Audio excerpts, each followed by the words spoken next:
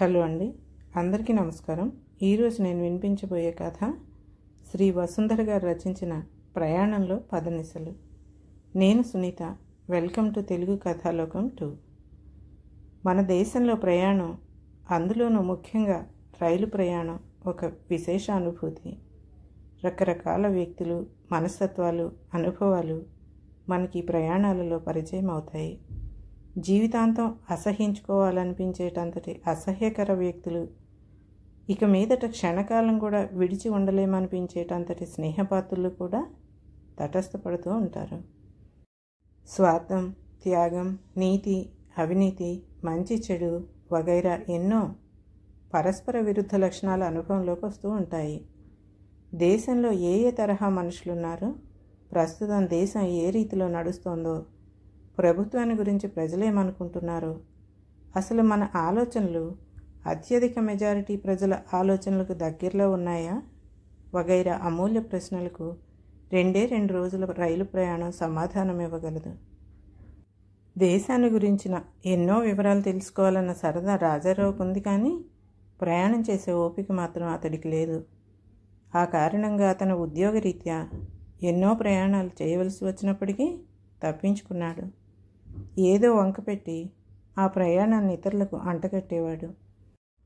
ప్రయాణం ద్వారా ప్రభుత్వ ఖర్చుతో కొత్త ప్రదేశాలు చూడవచ్చునని కొందరు, వీలైతే ప్రభుత్వం ఇచ్చిన భత్యపు ఖర్చుల్లో డబ్బు మిగిల్చుకోవచ్చునని కొందరు, దూర ప్రదేశాల్లో షాపింగ్ చేయవచ్చునని కొందరు ఆశపడి ఈ ప్రయాణాలకు ఎగబడుతూ ఉంటారు. అటువంటి వారిని, మొహమాటంతో కాదనలేని వారిని రాజారావు ఈ ప్రయాణాలకు ఇరికించేవాడు. అయితే అన్ని సందర్భాల్లోనూ అలా సాధ్యపడదు కదా.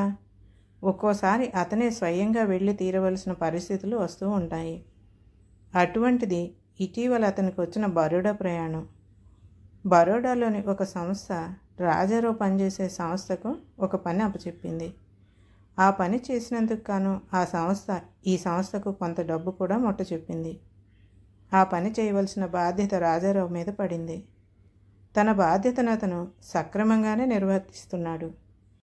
ఈ పని నిర్వహణలో ఇప్పటికి 6 నెలలు గడిచాయి. ఏ సంస్థ నుంచైనా బాధ్యతలు స్వీకరించడానికి ప్రభుత్వ సంస్థలకు కొన్ని పద్ధతులుంటాయి. వాటిలో ఖర్చు ఎస్టిమేషన్ ముఖ్యమైనది. 6 నెలలు గడిచాక ఆ సంస్థ అకౌంట్ సెక్షన్ ఎస్టిమేటును, అతని వరకు జరిగిన ఖర్చులను పరిశీలించి కొన్ని రిమార్క్స్ ఇస్తుంది. అలాంటి రిమార్క్స్లో ఒకటి రాజారావు బరోడా ప్రయాణానికి దారితీసింది. ఎస్టిమేట్ ప్రకారం ప్రయాణాలకు గాను 2,000 రూపాయలకు పైగా కేటాయించారు. అయితే ఇంతవరకు ఈ పని నిమిత్తం ఒక్క ప్రయాణం కూడా జరగలేదు. ఆ సందర్భంగా పైసా కూడా ఖర్చు కాలేదు. ఈ విషయమై అకౌంట్స్ విభాగం తన తీవ్ర ఆక్షేపణను తెలియజేసింది. నిజానికి రాజారావు ఒక్క పర్యాయం బరోడా వెళ్ళవలసి ఉంది. ఆ సంస్థను సందర్శించి అక్కడ వివిధ కార్యక్రమాలు ఏ రీతిలో సాగుతున్నాయో పరీక్షించి, తన ఫలితములను ఆ సంస్థ ఏ విధంగా ఉపయోగించుకోబోతుందో ప్రత్యక్షంగా చూసి రావాలి. ఆ పని ముగిశాక చేద్దామనుకున్నాడు అతను. అయితే అకౌంట్స్ విభాగం ఆక్షేపణ తెలిసిన వెంటనే అతను తన పై అధికారిని కలుసుకున్నాడు. ఇప్పటికే ఆలస్యమైంది, తక్షణం బయలుదేరి వెళ్లాల్సిందేనన్నారు ఆయన. డబ్బున్నది కాబట్టి పని కల్పించుకుని వెళ్ళాలి తప్పితే ఇప్పటికిప్పుడు నేను వెళ్ళి చేయగలిగిందేమీ లేదన్నాడు రాజారావు. అది నిజమే. మన పని మొత్తం 1 సంవత్సరం ఉంటుంది. 2 ప్రయాణాలకని ఈ ఎస్టిమేషన్ ఇచ్చాము. ఇప్పుడు నువ్వు బరోడా వెళ్ళి వచ్చేసే. 2-3 నెలలాగి మళ్ళీ ఇంకోసారి ఎడుదుగానన్నాడు అధికారి. రాజారావుకు అతను పై అధికారితో 1 గంట సేపు చర్చలు జరిపి ఓ కార్యక్రమాన్ని రూపొందించాడు. ఆ ప్రకారం అతను ఇంతవరకు తను చేసిన ప్రయోగ ఫలితాలను ఆ సంస్థ ఉద్యోగులతో చర్చిస్తాడు. అక్కడ యంత్రాలను సందర్శిస్తాడు. పని ఉన్నా లేకపోయినా చర్చల పేరు చెప్పి ఓ వారం రోజులు ఉంటాడు అక్కడ.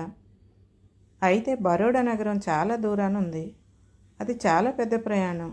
మళ్ళీ 2 నెలల్లోనే ఇంకో ప్రయాణం చేయటం కష్టమని రాజారావు మనసులో అభిప్రాయపడి, నేను ఈశ్వరరావు కలిసి పనిచేస్తున్నాం కదా, అతను కూడా నాతో వస్తే బాగుంటుందని అభిప్రాయపడుతున్నాను అన్నాడు. ఆ విధంగా 2 ప్రయాణాల ఖర్చు ఒక దెబ్బతో అయిపోతుందని, ప్రయాణంలో తనకు మంచి తోడుంటుందని అతను ఆశపడ్డాడు. అతని పై అధికారి కూడా అలా చేస్తేనే బాగుంటుందని అన్నాడు. ఈశ్వర్రావు రాజారావుకు అసిస్టెంటు.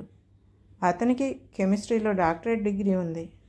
అతనికి తెలివితేటలతో పాటు అనుభవాన్ని గౌరవించే వినయం కూడా ఉంది. అతనికి రాజారావుకి అనుభవం మినహాయిస్తే వేరే తేడా ఏమీ లేదు. రాజారావు వెంటనే ఆఫీస్ ద్వారా బరోడాకు టెలిగ్రామ్ ఇప్పించాడు. అందులో తనకు అనుకూలమైన తేదీలు సూచిస్తూ ఆ తేదీలు బరోడాలోని సంస్థకు అనుకూలంగా ఉన్నది లేనిది తెలియపరచమని కోరాడు. టెలిగ్రామ్ ఇచ్చిన 5-6 రోజులకు అతనికి అనుకూలమైన సమాధానంతో టెలిగ్రామ్ వచ్చింది బరోడా నుంచి. టెలిగ్రామ్లు ఎంత త్వరగా అందుతున్నాయో సూచించడానికి అన్నట్లుగా టెలిగ్రామ్తో పాటే ఆ సంస్థ వారు రాసిన ఉత్తరం కూడా ఆ రోజే అందింది. రాజారావు వస్తున్నందుకు తాము చాలా ఆనందిస్తున్నామని, అతను అక్కడ ఉండటానికి అన్ని ఏర్పాట్లు చేసేసామని మామూలు మర్యాదలతో ఆ ఉత్తరం రాయబడింది. టెలిగ్రామ్ వచ్చిన వెంటనే రాజారావు, ఈశ్వరరావు వేరువేరుగా టూర్ ప్రపోజల్ ఫారాలు నింపి అధికారికి ఇవ్వగా ఆయన వాటిని సంస్థ డైరెక్టర్కు పంపించి శాంక్షన్ తీసుకున్నాడు. దాని ఆధారంగా ఆఫీసులో టీఏ బిల్లు తయారు కావటానికి సుమారు 1 వారం రోజులు పట్టింది. అక్కడి నుంచి చెక్కు తయారై వీరి చేతికి వచ్చేసరికి ఇంకో 3 రోజులు పట్టింది. ఈ మధ్యకాలంలో రాజారావు, ఈశ్వరరావు అంచెలంచెలుగా అవసరమైన సెక్షన్స్ అన్నీ తిరుగుతూనే ఉన్నారు. ఎందుకంటే అంత దూర ప్రయాణానికి రిజర్వేషన్ చాలా అవసరం. రిజర్వేషన్ ముందుగా చేయించుకుంటే కానీ దొరకపోవచ్చు. పోనీ ముందుగా పెట్టుబడి పెట్టి టికెట్లు కొనుక్కుందామా అంటే అది ఫస్ట్ క్లాస్ ప్రయాణం. సుమారు 600 రూపాయలు ఇద్దరూ కలిసి పెట్టుబడి పెట్టాలి. స్వంత పని కానప్పుడు, అందులోనూ అది ప్రభుత్వ పని అయినప్పుడు పెట్టుబడి పెట్టడం ముందు ఎవరికి ఇష్టం ఉంటుంది? చెక్కు చేతికి రాగానే బ్యాంకుకి వెళ్ళి డబ్బులు మార్చుకుని ఉత్సాహంగా రైల్వే స్టేషన్కి వెళ్ళారు. ఫస్ట్ క్లాస్ కదా, ప్రయాణానికి ఇంకా 4 రోజులే టైం ఉన్నప్పటికీ రిజర్వేషన్ దొరక్కపోదులే అని ఇద్దరూ అనుకున్నారు. అయితే దేశం ఎంత దీనావస్థలో ఉన్నది, సెకండ్ క్లాస్కు దొరికినంత సులభంగా ఫస్ట్ క్లాస్కు టికెట్లు దొరకవని వారిద్దరికీ తెలిసి రావడానికి ఎంతోసేపు పట్టలేదు. సెకండ్ క్లాస్లో ఖాళీలు ఉన్నాయట కానీ ఫస్ట్ క్లాస్లో ఆ తేదీకి ఏమీ ఖాళీలు లేవని తెలిసేసరికి ఇద్దరికి క్షణం పాటు ఏం చేయాలో పాలుపోలేదు. దేవుడు వరం ఇచ్చినా పూజారి వరం ఇవ్వడని ఈ విధంగానైనా ఫస్ట్ క్లాస్ కంపార్ట్మెంట్లో ప్రవేశించే యోగం లేకపోయిందన్నాడు ఈశ్వరరావు బాధగా. మరీ అంత బాధపడకండి అన్నాడు రాజారావు.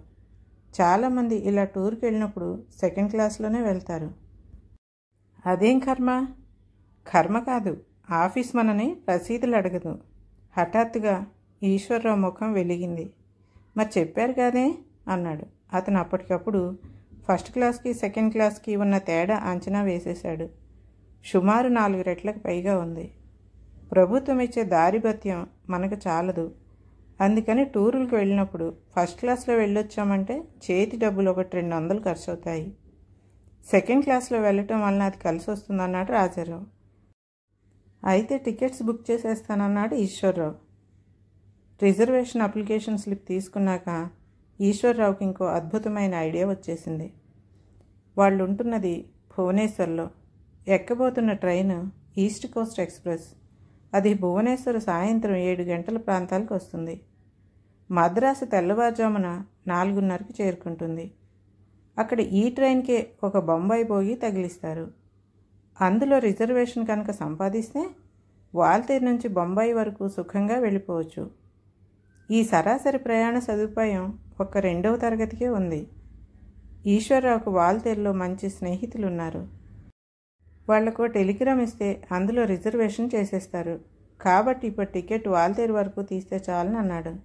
రాజారావు అంగీకరించాడు. కానీ ఈశ్వరరావుని అతని స్నేహితుని నమ్మవచ్చా అని 2-3 సార్లు అడిగాడు. ఈశ్వరరావు చాలా నమ్మకంగా చెప్పడంతో వాళ్ళిద్దరు టికెట్స్ వాల్తేరు వరకు మాత్రమే బుక్ అయ్యాయి. ఈస్ట్ కోస్ట్ ఎక్స్ప్రెస్కు కటక్లో వాల్తేరు వరకు వెళ్లే బోగి ఒకటి తగిలించేస్తారు. అందులో రిజర్వేషన్ సాధారణంగా దొరుకుతూనే ఉంటుంది. ఎమర్జెన్సీ ఉన్నా లేకపోయినా భువనేశ్వర్ రిజర్వేషన్ కౌంటర్లో అవినీతి లేదు. అందువలన రాజారావు పని క్షణాల మీద సులభంగా అయిపోయింది. టికెట్స్ కొనటం అయిపోయిందని తన పై అధికారికి చెప్పినప్పుడు రాజారావు మనసులో సెకండ్ క్లాస్ అనుకున్నాడు. అశ్వత్థామ అతహ అని నెమ్మదిగా కుంజరహ అని ధర్మరాజుకు వచ్చినంత పాపమే తనకి వస్తుందని అతను మనసులో సంతృప్తి పడ్డాడు. ధర్మరాజు నిజమే చెప్పాడు, కానీ ఆ నిజం తాలూకు ముఖ్య అబద్ధము అతనికి యుద్ధంలో విజయాన్ని సాధించి పెట్టింది. రాజారావు ఇప్పుడు చెప్పిన నిజంలో ముఖ్య అబద్ధం అతనికి 4 డబ్బులు మిగిల్చి పెడుతోంది. రిజర్వేషన్ అయిపోయినప్పటికీ రాజారావుకు అంత తృప్తిగా లేదు. వాల్తేరులో ఈశ్వరరావు స్నేహితుడు రిజర్వేషన్ చేయించకపోయినా, ఒకవేళ వాల్తేరులో అతనికి దొరక్కపోయినా అప్పుడు తమ ప్రయాణంలో కష్టాలు వాల్తేరు నుంచే ప్రారంభమవుతాయి. భువనేశ్వర్ నుంచి హైదరాబాద్కు రిజర్వేషన్ సౌకర్యం ఉన్నప్పటికీ అది తాము ఉపయోగించుకోలేదని అతనికి మనసులో బాధగా ఉంది. వాల్తేరు నుంచి హైదరాబాదు, హైదరాబాద్ నుంచి బొంబాయి, బొంబాయి నుంచి బరోడా, ఈ ప్రయాణాలన్నీ రిజర్వేషన్ లేకుండా చేయాలని తలుచుకునేసరికి అతను గుండెలు అవసిపోతున్నాయి. అయినా అతను మేకపోతు గాంభీర్యాన్ని వహించాడు. భర్త ముఖంలో బాధను గ్రహించిన వసుంధర అతన్ని ఓదార్చింది. అతని బాధ తనను విడిచి ఉండలేకపోవటం అనే అపోహ ఆమెకు కలిగినందువలన ఆమె అలా చేసింది. గతంలో కలిగిన ప్రభావాలను బట్టి రాజారావు గ్రహించిన సత్యం ఏంటంటే, వివాహమైనప్పటి నుంచి తాను పూర్తిగా భార్యకు దాసుడైపోయాడని, ఆమె లేనప్పుడు ఏ పని చేయలేని అసమర్థుడవుతున్నాడని, అయితే ఇప్పుడు తమ ప్రయాణపు కష్టాల గురించి ఆలోచిస్తూ ఉండటం వలన ఆ కష్టాలలో ఈ విరహం ఇంకా స్ఫురించలేదు. ఇప్పుడు భార్య అది గుర్తు చేయటంతో అతని బాధ మరికాస్త పెరిగింది. అవును వసు, నిన్ను వదిలి ఎలా 1 కాదు 2 కాదు సుమారు 10 రోజులు అన్నాడు అతను. మీకు ఈశ్వరరావు, నాకు పిల్లలు తోడు అన్నది వసుంధర. ఆఫీస్లో కూడా రాజారావు దిగులుగా ఉండటం కనిపెట్టిన అతని కొలీగ్స్ గవర్నమెంట్ డబ్బు మీద దర్జాగా బరోడా వెళ్ళొస్తూ అలా డల్గా ఉన్నావేంటి అని నవ్వుతూ అడిగేవారు. అయితే రాజారావు తన బాధ పైకి చెప్పుకోలేదు. ఆ సందర్భంలో అతనికి తన అన్న మోహన్ రావు చెప్పిన సంఘటన గుర్తుకొచ్చింది. ఒకసారి మోహన్ రావు బూటు కొనటం అశ్రద్ధ చేశాడు. అతను వేసుకుంటున్న బూటుకు అడుగున బాగా కన్నం పడింది. తప్పనిసరిగా ఆ బూటే వేసుకుని ఆఫీస్కి వెళ్ళొస్తున్నాడు. రోజు వెళ్ళి కొనాలనుకుని మర్చిపోవటమో బద్దకించటమో జరుగుతోంది. ఆఫీస్లో మధ్యాహ్నం లంచ్ అవర్లో తన కొలీగ్తో హోటల్కి నడుస్తూ రోడ్డు మీదకి వచ్చాడు అతను. ఆ రోజు ఎండ బాగా కాస్తోంది.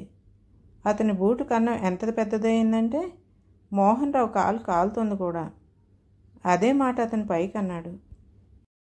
ఈరోజు ఎండ బాగా కాస్తోంది, కాళ్ళు కాలిపోతున్నాయి. మోహన్ రావు స్నేహితుడు ఆశ్చర్యంగా అతని కాళ్ల వంక చూసి, అదేంటాయ్ బూట్లు వేసుకుని కాళ్ళు కాలిపోతున్నాయంటావు అన్నాడు. మోహన్ రావు గతుక్కుమని, సరే మనకైతే బూట్లున్నాయి పర్వాలేదు, అవి లేని వాళ్ళ సంగతి ఏంటంటావు? ఆ బాధ మాత్రం మనది కాదంటావా అంటూ తప్పించుకున్నాడు.